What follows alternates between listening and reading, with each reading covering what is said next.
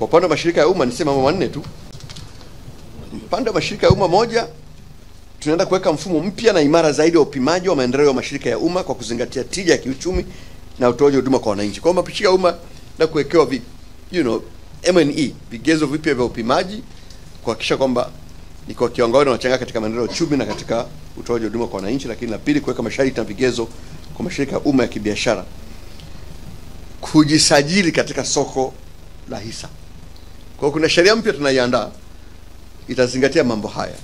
Moja ni kwamba baadhi ya mashirika ya umma tutataka yasajiliwe kwenye soko la hisa, Dar es Salaam Stock Exchange. Nadhani wengi mnalifahamu. Ni kwamba ili Watanzania wapate nafasi ya kununua hisa na kumiliki mashirika haya, lakini pia unaongeza uwazi katika uendeshaji wake. Kwa hili linakuja. La tatu ni kuweka masharti ya watendaji wakuu wa mashirika ya umma na wajumbe wa bodi za wakurugenzi kupatikana kwa njia ya ushindani, ili kuwa na uwazi zaidi juu ya ushiriki wa Watanzania wenye sifa katika kuendesha mashirika ya umma nchini.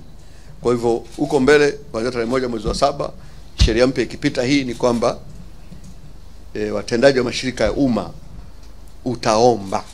utakompiti, kama ni Director General wa TANESCO utaomba kwa vigezo ambavyo vipo, utaapply. Kama ni wajumbe wa bodi, ndugu yangu, unataka kuwa mjumbe wa bodi wa TISEZA, si wa TPA, si wa nini, utaomba. Utapitia mchakato wa ushindani, Watanzania wote wenye vigezo wataomba, utafanyika utaratibu wa kawaida, utachaguliwa kwa kile kinachoitwa competitive recruitment, kwa njia ya ushindani.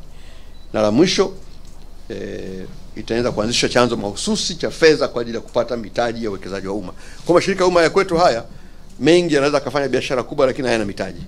Kwenda kuanzisha chanzo mahususi kwa ajili ya kupata fedha kwa ajili ya kupata mitaji. Nimalizie hitimisho, niseme tu kwa matarajio ya serikali ya awamu ya 6 chini ya uongozi wa Dr. Samia Suluhu Hassan, Mheshimiwa Rais wa Jamhuri ya Muungano wa Tanzania, kwamba ifikapo mwaka 2030 hatua kubwa zitakuwa zimepigwa na mafanikio makubwa kupatikana, ikiwemo kwa mfano miradi ya uwekezaji kuongezeka, fursa za ajira kupanuka na mitaji ya uwekezaji kukua zaidi. Matarajio yetu ni kuzalisha ajira angalau milioni 8 na kuvutia mtaji wenye thamani ya dola za Kimarekani bilioni 50 ifikapo mwaka 2030.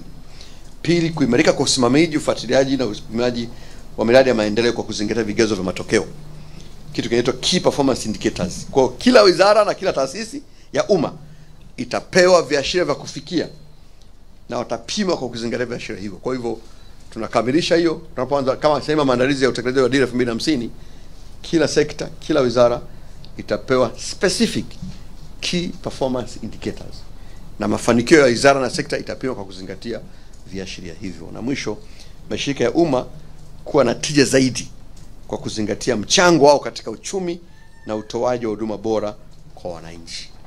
Kwa ndugu zangu waandishi wa habari, kwa niaba ya wananchi, haya ndio maeneo ambayo tunakwenda kuyasimamia sisi, Ofisi ya Rais, Mipango na Uwekezaji. Naomba niishie hapo.